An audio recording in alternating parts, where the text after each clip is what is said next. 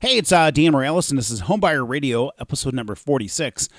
This week, I wanted to answer a question I got. One of the questions I got from a client was, what are maybe some quick tips to raise your credit score quickly?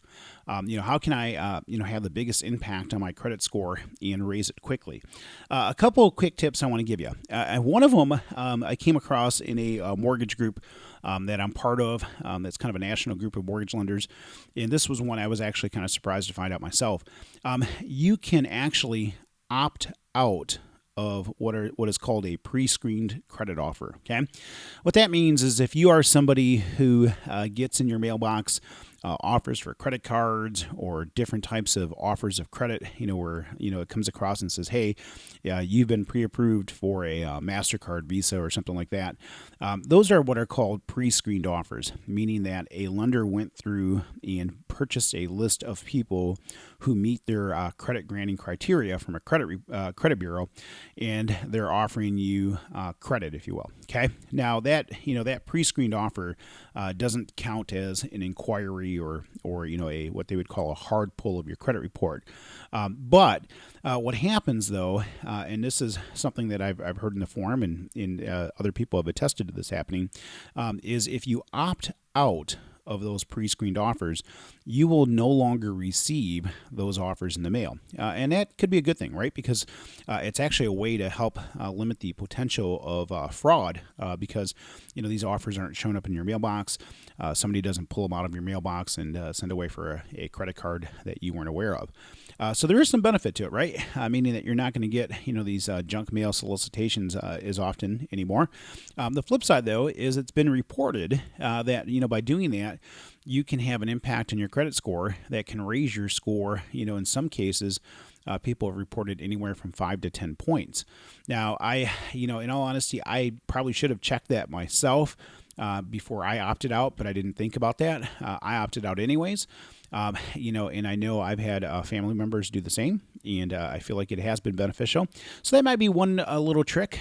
What I'll do is I'll include some notes to the podcast where you can actually opt out of the pre-screen offer. So I'll include that as a link, so you can actually check that out and hopefully do that and have it save yourself some extra points or gain some extra points on your credit report. Okay. One of the other ways to have the quickest impact on your credit bureau credit score, if you will, is to watch what you have out there on revolving credit cards. If you have $1,000 limit, let's say on a MasterCard, and your balance in that MasterCard is, let's just say $750, you have more than 50% of that credit limit that's being used. Anytime your balance is more than 50% of the credit limit for a credit card, that can have a negative impact on your credit score. Okay. Ideally, if you can get that balance to less than 35% of the credit limit, that seems to have the biggest impact in getting your credit score or on your credit score by doing that.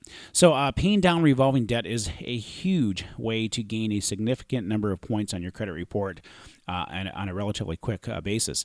Now, if you're somebody who pays off your credit card on a monthly basis, you may think, well, hey, I pay it off every month, so it doesn't matter. Well, it does matter, and I'll tell you why. If you had, let's just say, $1,000 limit on your credit card, and every month you charge, $950, and you pay that $950 off every month, you're thinking to yourself, hey, I paid in full every month, so, I should be good. Well, what gets reported to the credit bureau is what your balance was at the time your statement was cut, okay? So if for that month you had a balance of $950 and your statement was cut, what goes to the credit bureau is something that says, hey, your balance is $950 and you have a limit of $1,000. So it looks like you have 95% of your available credit being used, which has a negative impact on your credit score. Now, one of the ways to kind of beat the system, and it's not really beating the system as much as it's just knowing how to take advantage of being able to time your payments. If you know know that your statement for your credit card cuts on the 5th of the month, maybe what you do is you go into your credit card company's website or mobile app, and maybe you pay your bill in full, if you will, maybe 3 or 4 days ahead of that. So if your statement cuts on the 5th, maybe on the 1st of the month, you log into your credit card company and you pay your balance in full. When your statement cycles, it's going to show, zero balance, which is what's reported to the credit bureau. So then at that point, when the credit bureau sees your balance, they're going to see a zero balance, against a credit limit of $1,000. So it looks like you have 0%, if you will, of your credit card utilized versus 95%.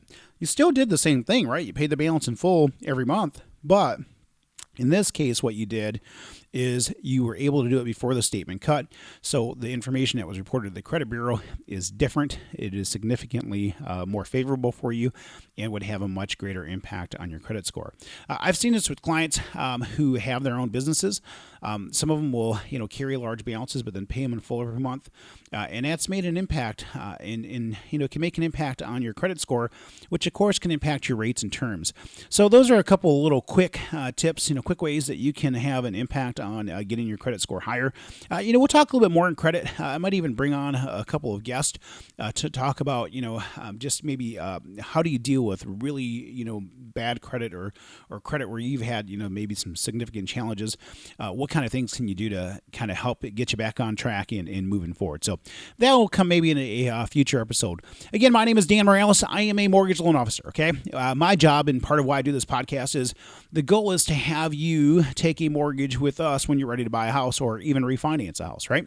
So if you are in the market or you're just thinking about getting pre-approved or pre-qualified to start the mortgage process and you're just wondering, hey, what do I qualify for? What kind of payments and programs and options may be available for me? We'll help you figure out what you could qualify for, what options may be available to you. If there's not a good option for you right now, maybe for some reason you can't qualify for a mortgage, we'll help to give you kind of a roadmap on different things you can do to hopefully position yourself for some success here in the future. But we do lend in the majority of the 50 states, pretty much all 50 depending on the program. We'd love to have the opportunity to help you as you get ready to buy a house. You'll get the opportunity to work with somebody who actually knows what they're doing. And most importantly, we're going to shoot straight with you. We're going to give you honest answers and help point you down the right direction. Again, my name is Dan Morales, NMLS number 709729. You can reach me at 616-931-4629. Again, 616-931-4629 or Dan at danmorales.com. That's DANMORALEZ.com. And North Point Bank is an equal housing lender.